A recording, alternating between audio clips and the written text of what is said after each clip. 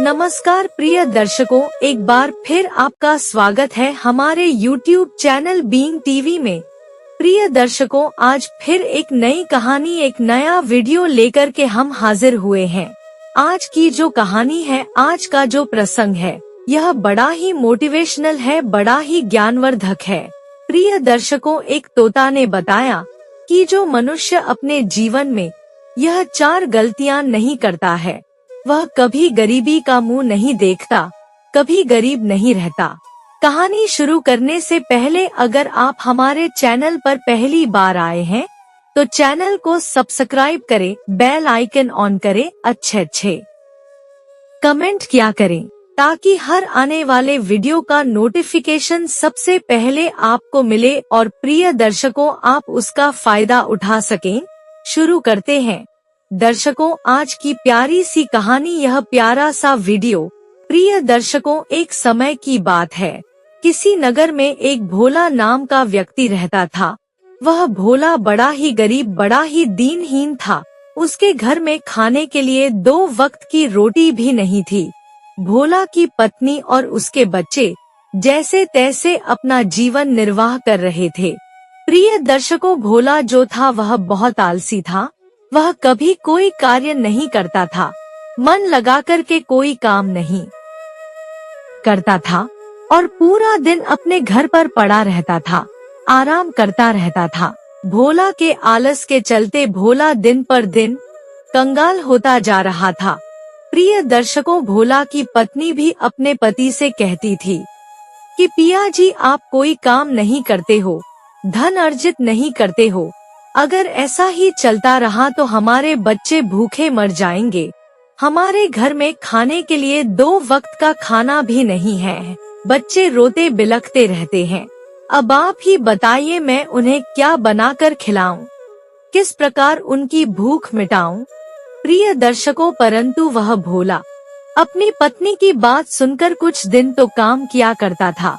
दूसरों के खेतों में जाकर मेहनत मजदूरी किया करता था, परंतु 2 दिन काम करने के बाद तीसरे दिन फिर वह घर में आकर और आराम करने लगता। दर्शकों, लगातार मन लगाकर के भोला कोई काम नहीं करता था। नगर के आवारा मित्रों के साथ या तो वह नगर में घूमता रहता या फिर आकर अपने घर में आराम करने लगता और जो भी रूखा सूखा मिलता उसे खाकर अपनी भूख मिटा लिया करता। इसी प्रकार प्रिय दर्शकों, वह भोला अपना जीवन काट रहा था, परंतु ऐसी बात नहीं थी कि वह अपने जीवन से संतुष्ट था। उसे अपने मन में बहुत बुरा लगता था। वह यही सोचता रहता था कि आज मेरे आलस के कारण, मेरे ऐसे स्वभाव के कारण मेरी पत्नी, मेरे बच्चे भूखे मर रहे हैं। उनके पास खाने के लिए भोजन नहीं है। आज मेरे कारण मेरे बच्चे ऐसा दिन देख रहे हैं, गरीबी में अपना जीवन काट रहे हैं। प्रिय दर्शकों, यही सब सोचकर वह भोला पूरा दिन उदास रहता था। उसका मन उसे खुश नहीं रहने देता था। वह अंदर से यह जानता था कि मैं बहुत गलत कर रहा हूँ, परंतु प्रिय दर्शकों, भोला अपने आलस की आदत को नहीं सुधार पा रहा था। वह जब भी कोई काम करने का प्रयास करता तो उसे आलस आ जाता और वह घर जाकर आराम करने लगता, चारपाई डालकर और गहरी नींद में सो जाता। इधर उसकी पत्नी नगर में कुछ लोगों के यहाँ काम करने जाती, लोगों के झूठे बर्तन साफ करती और उससे जो थोड़े बहुत पैसे मिलते उससे वह अपने बच्चों का पालन पोषण कर रही थी। यह देखकर भोला को और भी बुरा लगने लगा। प्रिय दर्शकों, इसी प्रकार कई दिनों तक चलता है और एक दिन भोला निश्चय करता है कि मेरे जैसे मनुष्य को जीवन जीने का कोई अधिकार नहीं है।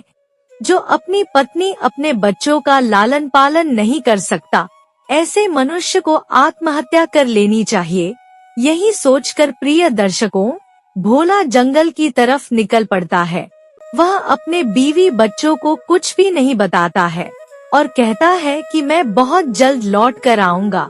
इतना कहकर भोला जंगल की तरफ निकल पड़ता है और सोचता है कि जंगल में जाकर मैं आत्महत्या कर लूंगा। किसी नदी में डूबकर मर जाऊंगा। प्रिय दर्शकों, यही सोचकर भोला जंगल में चला जाता है। कुछ देर चलने के बाद भोला एक बहुत घने जंगल में पहुंच जाता है।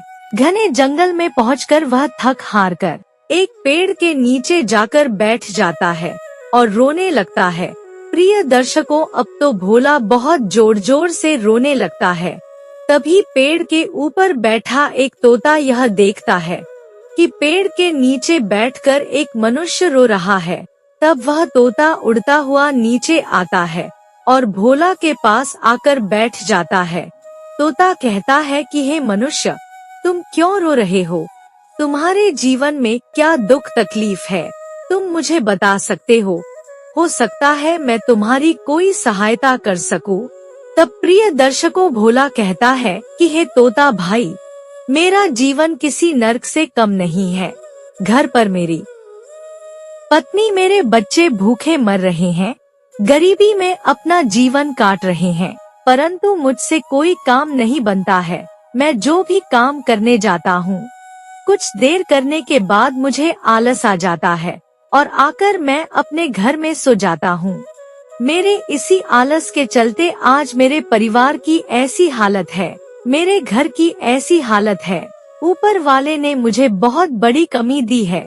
मुझे समझ में नहीं आता कि मैं बाकी मनुष्यों की तरह कोई काम क्यों नहीं कर सकता, क्यों अपने परिवार का लालन पालन नहीं कर सकता। यही चिंता से परेशान होकर आज मैं आत्महत्या करने जा रहा हूँ। मैं और ऐसी जिंदगी नहीं जीना चाहता। प्रिय दर्शकों, भोला की इतनी बातें सुनकर तोता कहता है कि अरे भाई भोला, आत्महत्या करने से आज तक किसका भला हुआ है? भगवान ने इतना अच्छा जीवन दिया है, इतना अच्छा शरीर दिया है, इसे नष्ट करने की गलती मत करो। आज मैं तुम्हें एक बहुत ही अच्छी, बहुत ही ज्ञानवर्धक कहानी सुनाता हूँ, और अगर तुमने इस कहानी को ध्यान से सुन लिया और इस कहानी में बताई गई बातों को अपने जीवन में उतार लिया, तो तुम कभी गरीब नहीं रहोगे। प्रिय दर्शकों, तोता अपनी कहानी प्रारंभ करता है। तोता कहता है कि हे भोला, कुछ समय पहले की बात है। एक चंदनपुरी नाम के नगर में दो भाई रहा करते थे। बड़े भाई का नाम श्याम था और छोटे भाई का नाम किशोर था। वह दोनों भाई बड़े ही गरीब थे। वह दूसरों के घरों में, दूसरों के खेतों में मेहनत मजदूरी करके अपना जीवन निर्वाह कर रहे थे।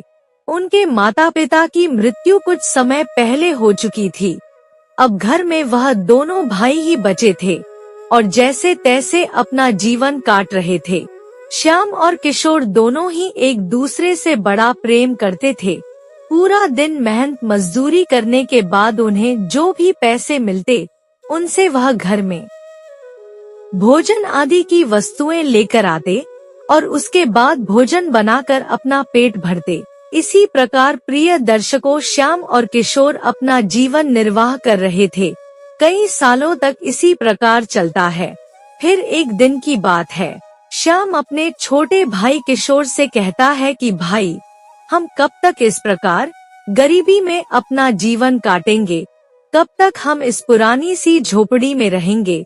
कल को हमारा विवाह होगा, हमारी शादी होगी, और जब हमारी पत्नी आएंगी तो हम उन्हें कहाँ रखेंगे, कैसे रखेंगे? प्रिय दर्शकों, तब किशोर कहता है कि भैया, आप बिल्कुल सही बात कर रहे हैं। हम इस प्रकार अपना पूरा जीवन तो नहीं निकाल सकते, हमें कुछ ना कुछ तो करना ही पड़ेगा। तब श्याम कहता है कि भाई, मैं शहर जाता हूँ। शहर में जाकर मैं कोई काम ढूंढ लूंगा।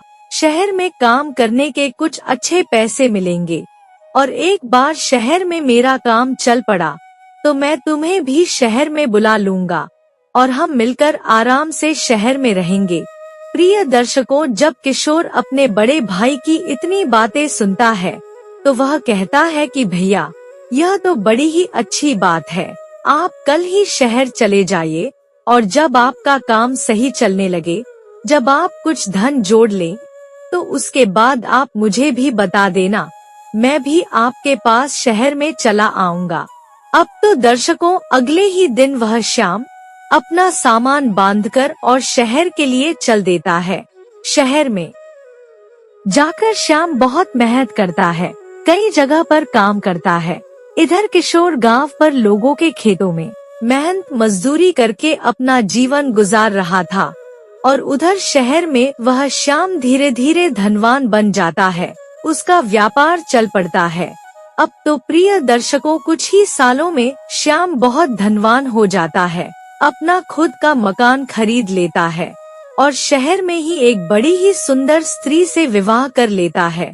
प्रिय दर्शकों, इधर गांव पर किशोर भी अपने भाई के बुलावे का इंतजार करते करते थक चुका था। रोज वह सोचता था कि आज मेरे भाई मुझे बुलाने आएंगे। मेरे भाई शहर में बहुत बड़े सेठ बन चुके होंगे, परंतु प्रिय दर्शकों, उसके भाई का कोई बुलावा नहीं आता है। कुछ सालों में किशोर भी गांव पर एक स्त्री से विवाह कर लेता है और वह अपनी पत्नी के साथ उसी कुटिया में रहने लगता है जो उसके माता पिता की थी।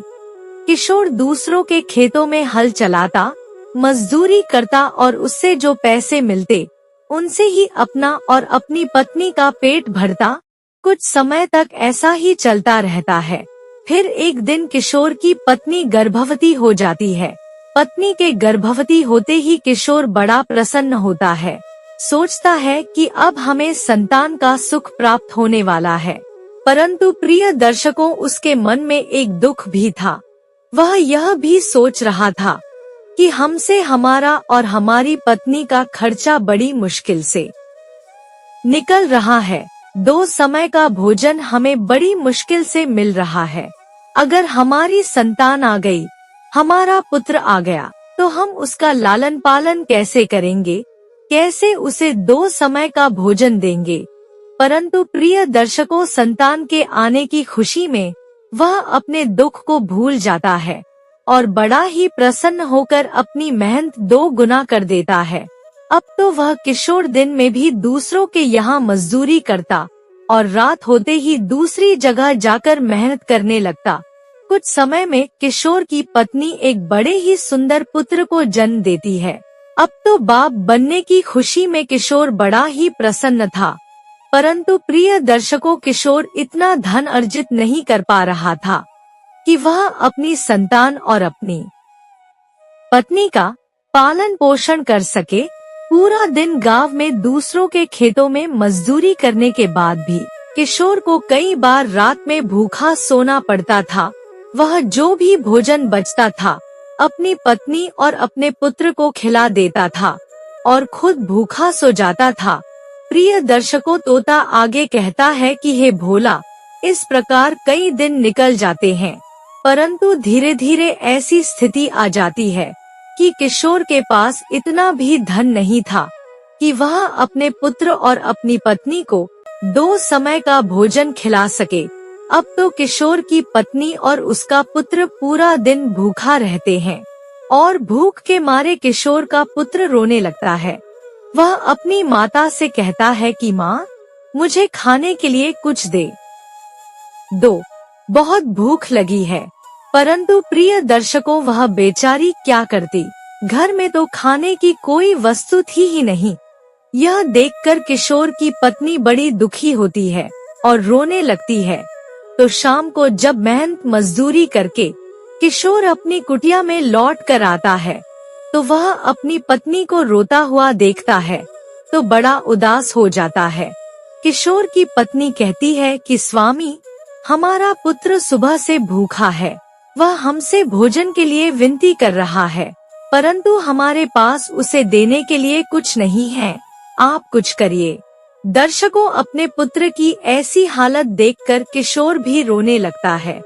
तब किशोर की पत्नी कहती है कि स्वामी, आपके बड़े भैया तो शहर में रहते हैं, सुना है उनका बहुत बड़ा मकान है, बहुत बड़ी हवेली है और उनके पास बहुत धन दौलत है।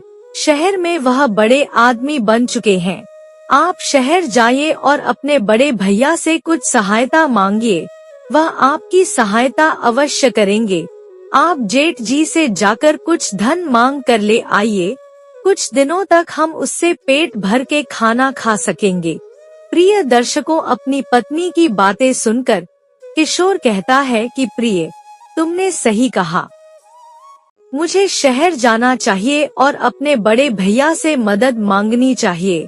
प्रिय दर्शकों, यही सोचकर किशोर अगले ही दिन शहर के लिए निकल पड़ता है। शहर का रास्ता गांव से बहुत लंबा था। पूरे दिन चलने के बाद रात के समय किशोर शहर में पहुंचता है और लोगों से पूछता हुआ अपने बड़े भैया श्याम के घर पहुंच जाता है। जब वह अपने बड़े भैया का घर देखता है तो उसकी आंखें फटी की फटी रह जाती हैं। श्याम का बड़ा ही आलीशान बंगला बना हुआ था।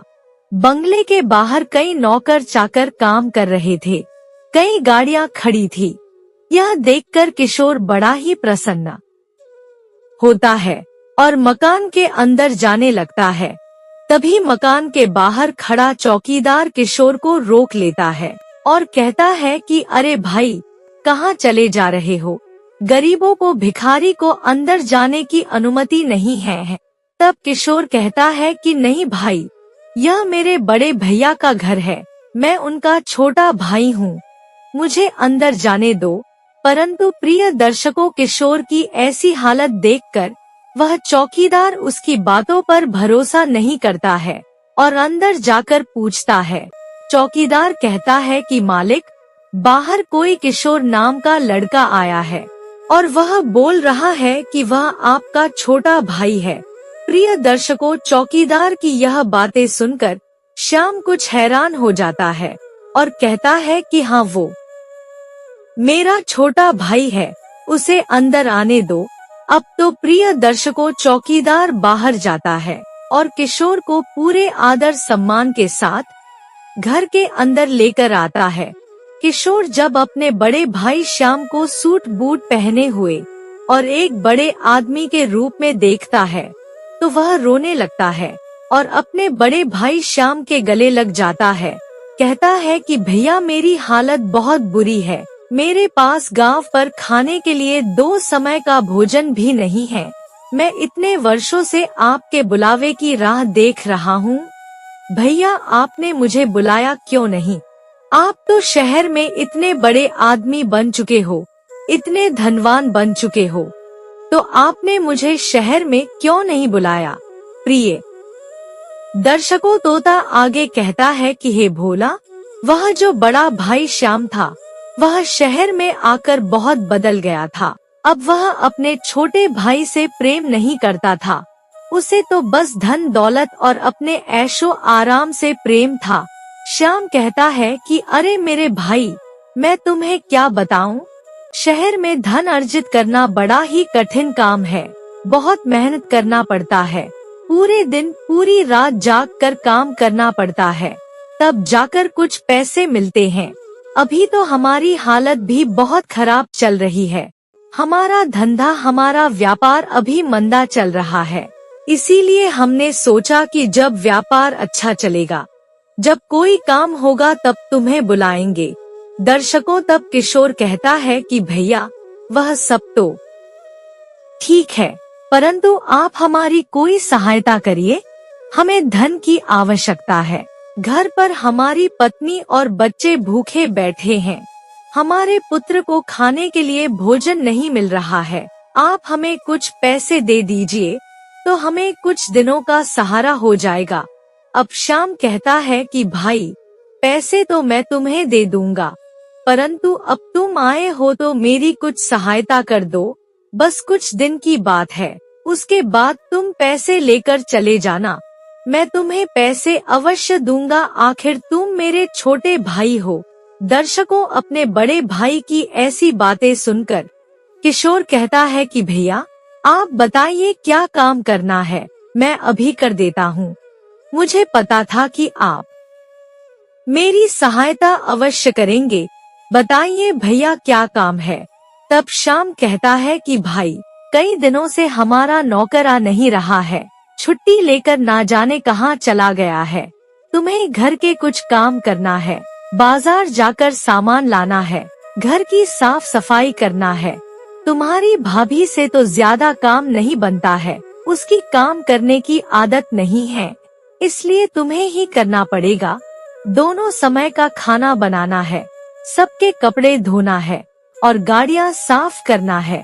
प्रिय दर्शकों, अपने बड़े भाई की ऐसी बातें सुनकर किशोर कुछ सोच में पड़ जाता है, परंतु फिर वह सोचता है कि भैया का नौकर नहीं आ रहा है, इसीलिए भैया हमसे बोल रहे हैं, चलो काम कर देते हैं। अपने ही भाई के घर में काम करने में कौन सी शर्म। यही सोचकर प्रिय दर्शकों, किशोर अपने बड़े भाई श्याम के घर में काम करने लगता है। पूरा दिन वह काम में लगा रहता, कभी बाजार जाता, सामान लाता, तो कभी कपड़े धोता, कभी घर की सफाई करता, तो कभी गाड़ियाँ साफ करता। इस प्रकार पूरा दिन वह काम करता रहता और ऊपर से उसकी भाभी यानी श्याम की पत्नी उसे और भी जो काम बताती वह भी करता। इसी प्रकार उसे अपने बड़े भाई के घर पर पूरा हफ्ता गुजर जाता है। एक हफ्ते तक वह अपने बड़े भाई श्याम के घर का पूरा काम करता रहा और बहुत थक जाता है। फिर वह अपने बड़े भाई के पास जाकर कहता है कि भैया, अब हमें आपके यहाँ एक हफ्ता हो चुका है, परंतु अब हमें हमारे बीवी और बच्चे की चिंता हो रही है। ना जाने वह कैसे होंगे, हमारी राह देख रहे होंगे। आप हमें पैसे दे दीजिए, अब हम गांव चलते हैं। प्रिय दर्शकों, अपने छोटे भाई किशोर की इतनी बातें सुनकर श्याम कहता है कि हाँ भाई, जरूर तुम्हें अब गांव जाना चाहिए। कई समय से तुम हमारे पास रह रहे हो। इतना कहकर श्याम किशोर को 10 रुपए दे देता है और कहता है कि भाई, यह लो तुम्हारे पैसे। प्रिय दर्शकों, 10 रुपए देखकर किशोर कुछ उदास हो जाता है और कहता है कि भैया, यह क्या, आपने सिर्फ 10 रुपए दिए, इतने से पैसे से मेरा क्या होगा। तब श्याम कहता है कि अरे भाई, मैंने तुम्हें बताया था ना कि अभी मेरा व्यापार कुछ मंदा चल रहा है, अभी मेरे पास ज्यादा पैसे नहीं हैं, अभी तुम इतने ही रख लो और चले जाओ। प्रिय दर्शकों, अब किशोर कर भी क्या सकता था। वह सोचता है कि चलो कुछ नहीं से तो थोड़ा ही सही, 10 रुपए से जैसे तैसे 1-2 दिन का भोजन तो आ ही जाएगा। प्रिय दर्शकों, 10 रुपए लेकर किशोर अपने गांव के लिए चल देता है।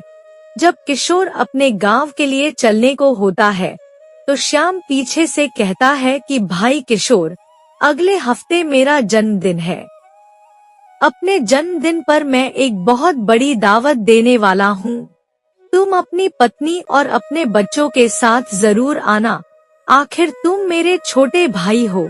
दर्शकों, अपने बड़े भाई की ऐसी बात सुनकर किशोर बड़ा प्रसन्न होता है और सोचता है कि मेरा भाई तो बड़ा अच्छा है, इतनी बड़ी दावत में मुझे बुला रहा है।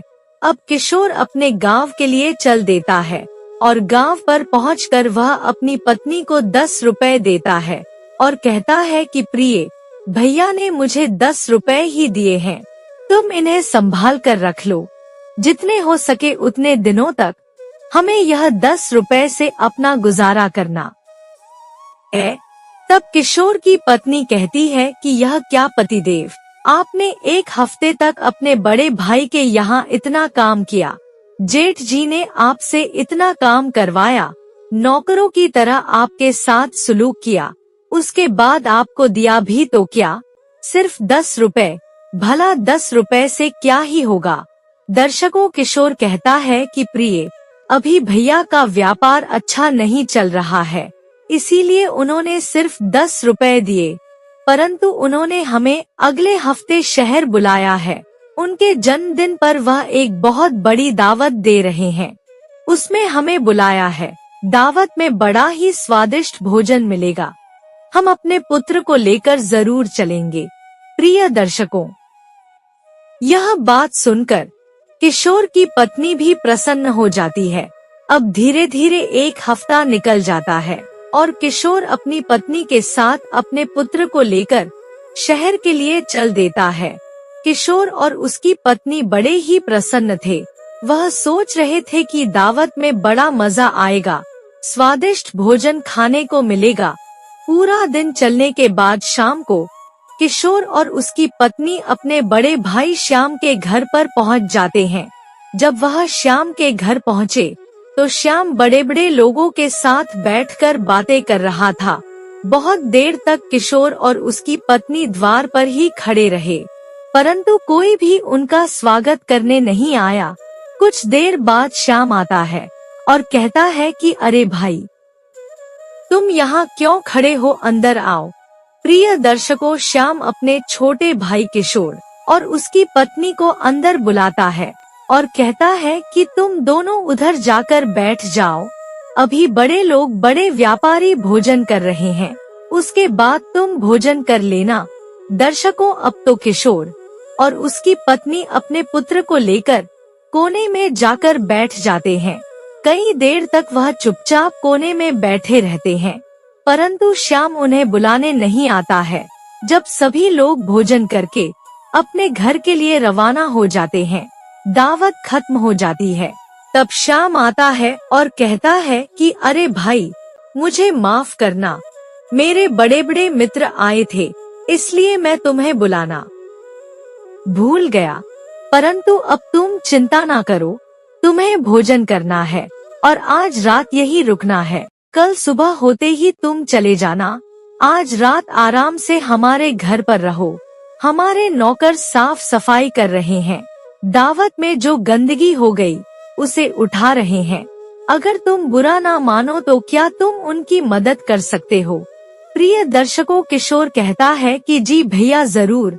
अब तो प्रिय दर्शकों, किशोर और उसकी पत्नी नौकरों के साथ पूरे घर की सफाई करते हैं, लोगों के झूठे बर्तन साफ करते हैं और अंत में जो बचा कुचा भोजन होता है उसे खाकर नौकरों वाले कमरे में जाकर सो जाते हैं और सुबह होते ही पहली फुर्सत में अपने गांव के लिए निकल पड़ते हैं।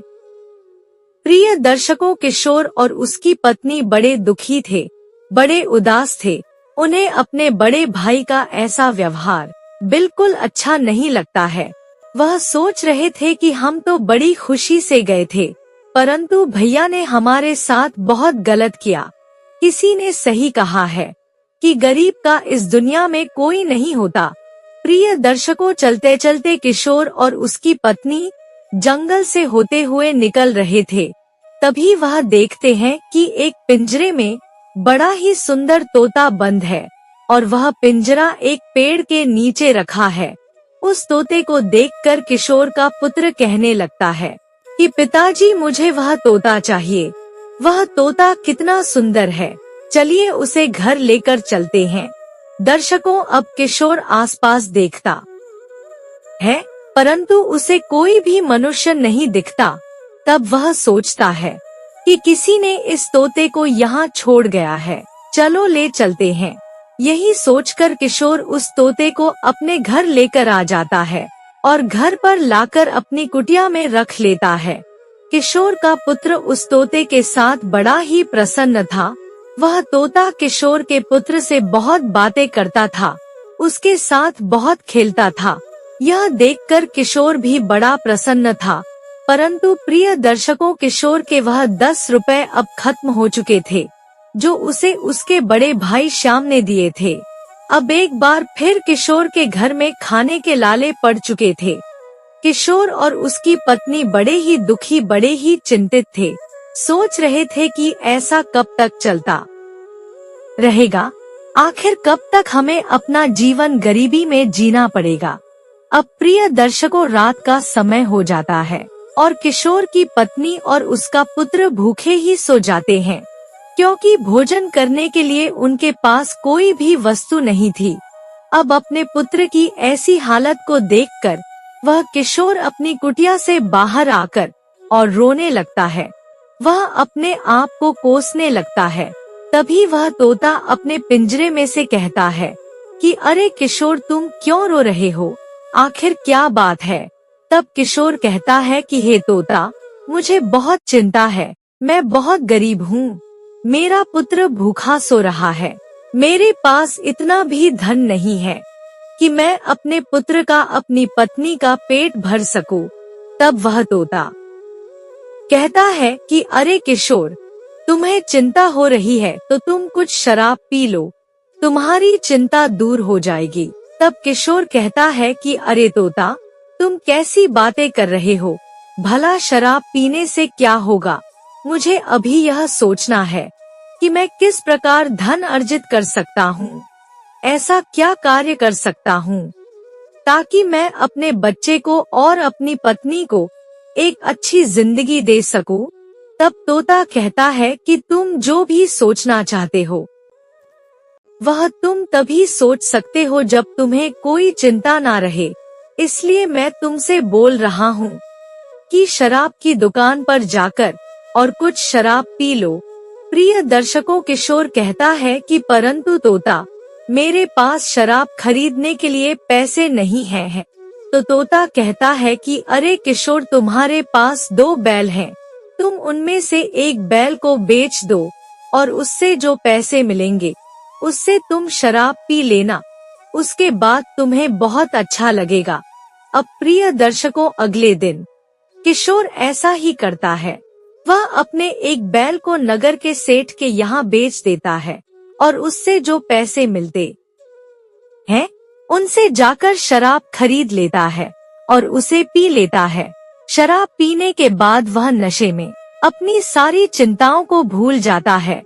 वह इस बात को भूल जाता है कि मेरे घर में भोजन नहीं है और मेरा पुत्र और मेरी पत्नी भूखे रह रहे हैं। अब तो प्रिय दर्शकों, शराब पीकर वह किशोर अपनी कुटिया में लौट जाता है। जब किशोर की पत्नी देखती है कि किशोर शराब पीकर आया है तो वह बड़ी दुखी होती है। वह कहती है कि आप यह क्या कर रहे हैं, आपको जाकर कोई मेहनत मजदूरी करनी चाहिए, परंतु आप तो शराब पीकर आ गए। और आप यह बताइए कि शराब पीने के पैसे आपके पास कहाँ से आए।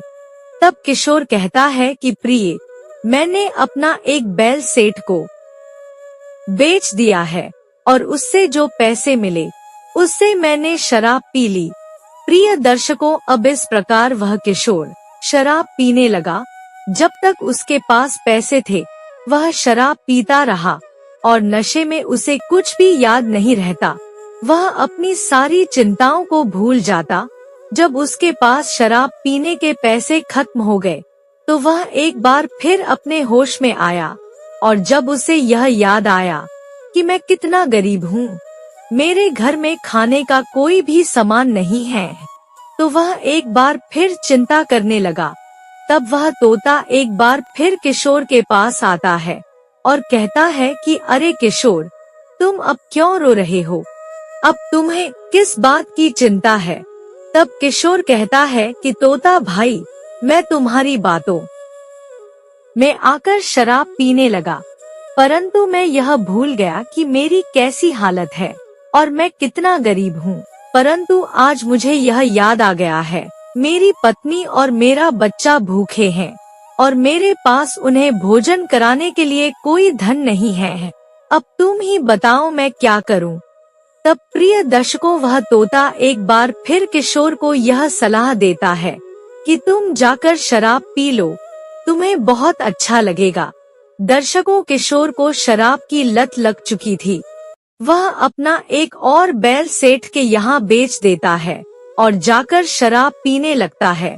अब तो कई कई घंटे तक किशोर शराब की दुकान पर ही बैठा रहता। नगर के सभी लोग कहने लगे कि अरे यह तो शराबी हो गया है, घर में इसके पास खाने के लिए पैसे नहीं हैं, परंतु शराब पूरा दिन पीता रहता है। प्रिय दर्शकों, जब शराब पीकर वह किशोर रात को अपने घर पर आता तो उसकी पत्नी भी बहुत गुस्सा करती, बहुत क्रोध करती और कहती कि आपको शर्म नहीं आती है, आपका पुत्र यहाँ भूखा बैठा है और आप मजे से शराब पी रहे हो, अपने बैल बेच रहे हो। परंतु प्रिय दर्शकों, किशोर को कुछ होश नहीं था, वह तो अपने नशे में झूम रहा था। जब उसका नशा उतरता तो वह एक बार फिर घर का सामान ले जाकर बेच देता और उससे जो पैसे मिलते हैं उनसे शराब पी लेता। इसी प्रकार कई दिनों तक चलता रहा। धीरे धीरे करके किशोर का पूरा घर बिक गया, उसकी कुटिया भी उसने सेठ को बेच दी। अब तो प्रिय दर्शकों उसके पास बेचने के लिए कुछ भी नहीं बचा और उसके ऊपर बहुत कर्जा हो गया। उसने अपने मित्रों से उधार लेकर इतनी शराब पी ली कि अब उसके पास शराब पीने के लिए बिल्कुल भी पैसे नहीं बचे। अब किशोर को जब होश आता है तो वह एक बार फिर उदास हो जाता है और रोने लगता है। तब वह तोता कहता है कि अरे किशोर, तुम चिंता क्यों करते हो? तुम एक काम करो, किसी से एक बैलगाड़ी उधार मांग कर लाओ। मैं तुम्हें बताता हूँ कि क्या करना है। प्रिय दर्शकों, किशोर सेठ के पास जाता है और उसकी बैलगाड़ी कुछ देर के लिए उधार मांग कर ले आता है। जब किशोर बैलगाड़ी लेकर आता है तो वह तोता कहता है कि किशोर, अब तुम मुझे अपनी बैलगाड़ी में रख लो और मैं जहाँ कहता हूँ वहाँ लेकर चलो। दर्शकों, अब किशोर तोता को पिंजरे सहित अपनी बैलगाड़ी में रख लेता है और तोता के कहे अनुसार बैलगाड़ी से चल देता है। तोता किशोर को लेकर सीधा जंगल में पहुंचता है। जंगल में पहुंचने के बाद किशोर कहता है कि अरे तोता भाई, तुम मुझे जंगल में क्यों लेकर आए हो? आखिर तुम क्या चाहते हो? तब तोता कहता है कि अब लगता है तुम्हें बताना ही पड़ेगा। प्रिय दर्शकों, वह तोता कहता है कि किशोर, तुम्हें सामने जो गुफा दिख रही है, इस गुफा के अंदर अपार धन दौलत है, बहुत सारा खजाना रखा है। तुम इस गुफा के अंदर जाओ और वह खजाना लेकर आ जाओ। तब प्रिय दर्शकों, वह किशोर कहता है कि अरे तोता भाई, तुम पागल हो गए हो क्या? तुम जानते नहीं यह गुफा नगर के लुटेरों की है, डाकुओं की है। अगर मैं अंदर गया तो वह मुझे मार डालेंगे। तब वह तोता कहता है कि अरे किशोर, डाकुओं को और लुटेरों को तो नगर के राजा ने बंदी बना लिया है, परंतु राजा को भी नहीं पता था कि डाकुओं ने सारा खजाना लूटकर इस गुफा में छुपाया है। पहले मैं उन लुटेरों के साथ ही रहता था, इसीलिए मुझे पता है कि उन्होंने सारा खजाना इस गुफा के अंदर छुपाया है। तुम अंदर जाओ और सारा खजाना उठा कर ले आओ। उसके बाद तुम बहुत धनवान बन जाओगे और तुम उसके बाद जितनी चाहो उतनी शराब पी सकते हो। वह धन कभी खत्म नहीं होगा। प्रिय दर्शकों, तब वह किशोर कहता है कि तोता, लगता है तुम काफी समय से लुटेरों के साथ रह रहे थे, इसीलिए तुम्हें यह लगता है कि अपने दुख तकलीफ को भुलाने के लिए, चिंता को भुलाने के लिए मनुष्य को शराब पी लेनी चाहिए, परंतु अब मैं तुम्हारी बातों में नहीं आऊंगा। इतना कहकर वह किशोर गुफा के अंदर जाता है और जब वह गुफा के अंदर जाकर देखता है तो वह गुफा खजाने से भरी हुई थी।